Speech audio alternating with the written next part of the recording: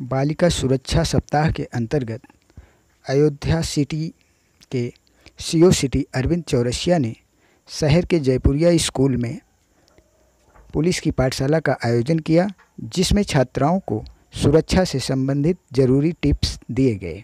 सुरक्षा सप्ताह हमारे पूरे प्रदेश में मनाया जा रहा है।